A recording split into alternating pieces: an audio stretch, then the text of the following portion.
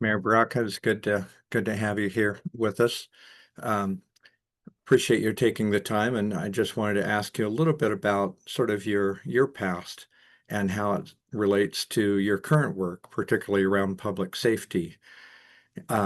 We're writing an article about Newark's impressive outcomes on crime reduction over the years, and really crime has gone down since the 1990s, but with your administration has gone down more, and it looks like you're making some good progress.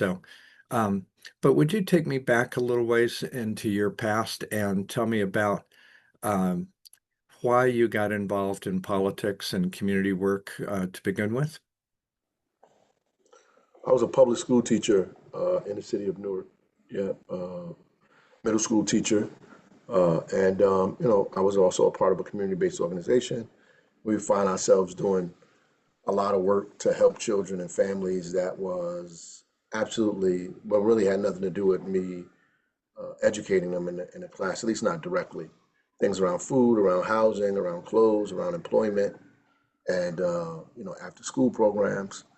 A lot of times we did various things in the community. We did protests. We also fed people, did teachings on Saturday, did all kinds of things. So that really was, my first introduction to city politics. And I started getting involved. I ran for office at 24 years old. Hmm. And did you see items as a school teacher that made you concerned enough to get involved in community work then? Yeah, that's what I'm saying. That's what happened. We would be organizing in the community, but also our kids are a part of that. Kids that I saw every day in school Mhm. would have issues around food insecurity, Okay. around housing instability, around job instability, all of those things around crime and violence that affected the schools, affected the Yeah. community, the neighborhood. So I was engaged in those things. So it drove me into politics. Okay. And what were some of your early community activities? Did you join nonprofits or form groups? Yeah. I was a part of an organization, but we like I said, we did feedings, clothing drives. We taught kids on Saturdays, culture and history. We advocated for public housing, fair housing, equity in housing. We protested various things that took place. We had recreational programs. So we did what we needed to do, but we needed to do more, and Okay. we thought the city should do more. And was that the Newark Anti-Violence Coalition? Was that one of the groups that you were? No, that's later on, but yeah, before I got elected, I was also a part of Newark Anti-Violence Coalition that was specifically focused in on reducing violence and treating violence as public health, which is now what everybody says. We started doing this around 2008, 2009. We was talking Okay. about violence as public health. Okay. Were there other groups that you were involved with earlier before that? Yeah, I was in a group called Near Force, which was a cultural enlightenment and community-based group, kind of, uh, you know, Afrocentric kind of group. I was a part of that, and worked with other organizations as well.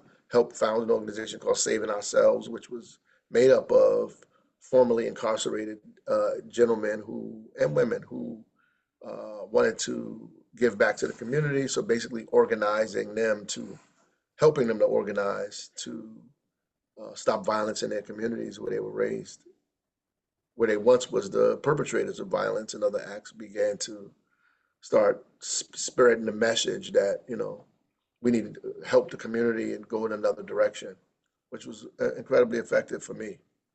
Okay. And when were you elected to city council? 2010. 2010. And there was a death of a young lady in 2009, I think that encouraged a lot of community action. Was that part of your inspiration as well? Yeah, I mean that's what one of the beginnings of Newark Anti-Violence Coalition. Down on Elizabeth and Meeker, and a lot of the folks became to come together and really codify what we were doing, meeting very loosely and doing all these rallies. We created an organization out of that called Newark Anti-Violence Coalition uh, Okay. that went around where violence was happening and challenged the community, challenged the leaders, challenged the police, challenged everybody. So nobody was really off the hook. Right. So can you tell me a little bit about your philosophy around police and community and maybe how that differs from some of your predecessors? I don't know. I think what's happening now around the country is, these mayors are talking to each other. We begin to talk about violence as public health, as a health issue, not just an issue of like neighborhood and crime and all this, but also as a health issue. Bringing public health together with law enforcement, right? And that's exactly what we've done.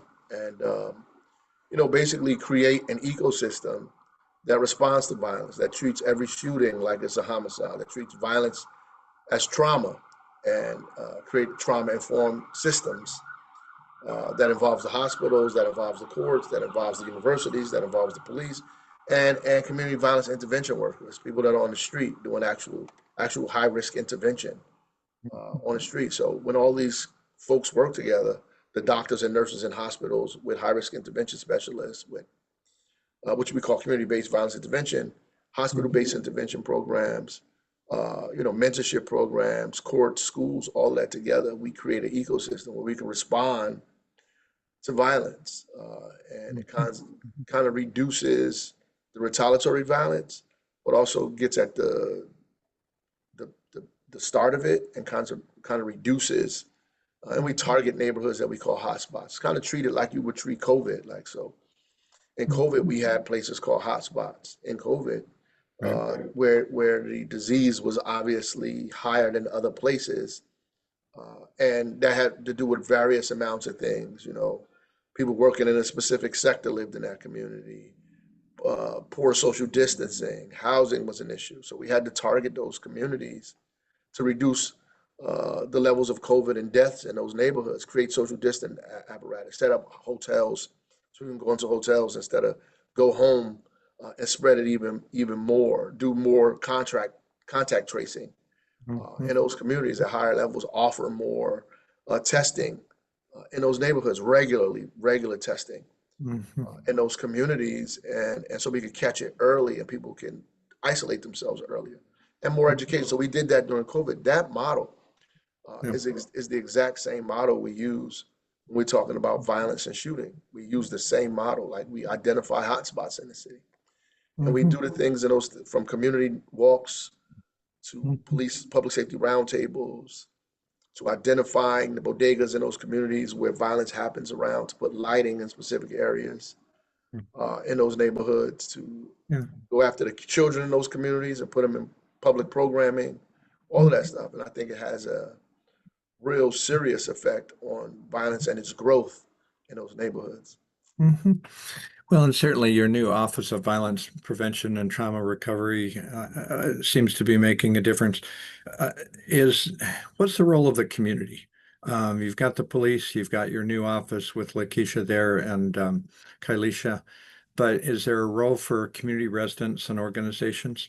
Yeah, they're involved, right? So we put out a first we hire folks, but then we also put out an RFP for community-based organizations, and it's really encouraged people to professionalize the work that they do, Mm, to begin to get certifications, to do the things that they need so they can apply and accept these RFPs around domestic violence, around mentorship, around safe passageway to school, high mm, risk intervention. These are the categories that we give dollars out for.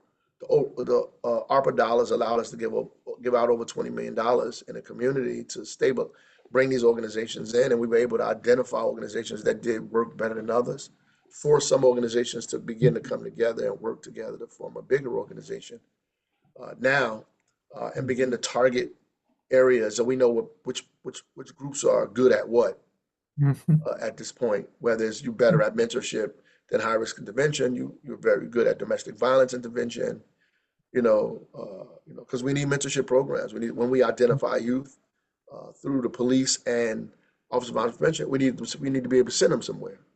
So we mhm, need organizations that are good at that that can help those kids stay away from the issues that they have. We need high risk specialists that can go into neighborhoods and resolve conflicts that people are having in communities. And one neighborhood with another neighborhood, we need high risk interventionists to be able to do that. So we put money out for community based organizations that can do that work.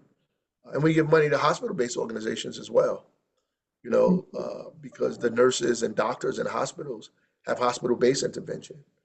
Mhm. Mhm. They intervene when a person is shot. They know exactly what to do, where to refer them to, which programs are going on.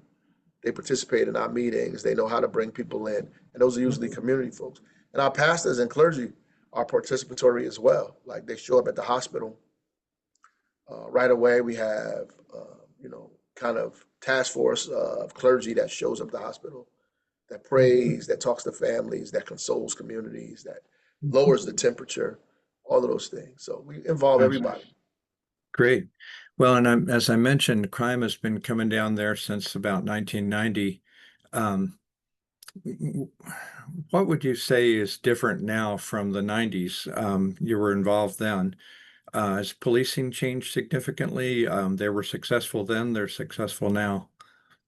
Well, actually, the drop is precipitous in Newark, right? So, from 2013 to present day, God, God willing, it continues to go that way. I mean, the the the difference is that we have an organized ecosystem of folks that work together, Mhm. period, called coordinated intervention that we use. And the police have moved their methodology, specifically policing, from this kind of broad net that they throw out, Mhm. this broken windows model that they've been using for decades. After they came out of New York City, the broken window model. Now they've moved away from that to a more intelligence-based model. Mhm.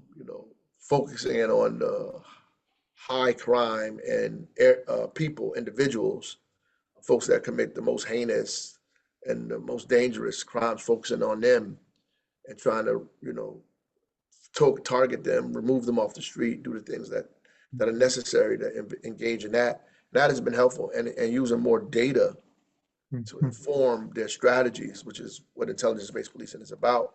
Using more data uh, Mhm. to determine where they should go, not just you know this broken windows model. And if we arrest everybody that's Mhm. on the street for low-level crimes, it'll reduce crime. No, I think the broken windows model is designed for social, the social side of it, right? That we put more social workers there, that we clean the community up, that we build more housing, that we do all of those things. I think that's what it's designed for. Okay. Police should not be involved in that. They should be involved in targeting the most dangerous criminals in the city. Mhm. Great. Well, I know we're almost at time. What does your future hold? You've been in office for quite some time now. Yep, I think I'm on a downward spiral here, brother. So I got a couple of more years of doing this, and I'll try to figure out what I'm going to do next. So Great. really just trying to codify the work that we're doing, make sure that it lasts over time, and that people care for it and make it better, come in and do better than I did. Well, it sounds like you've been really successful. So congratulations, and I appreciate your time this morning. Thank you. Take care. Thank you. Thank you, Doug. Thanks. Thanks, Crystal. Appreciate your help. Oh, no, appreciate again. Thank you for your patience. So I hope you got everything you needed. Yes, that was perfect. Thank you. All right, we'll be in touch. Okay, bye-bye. Bye.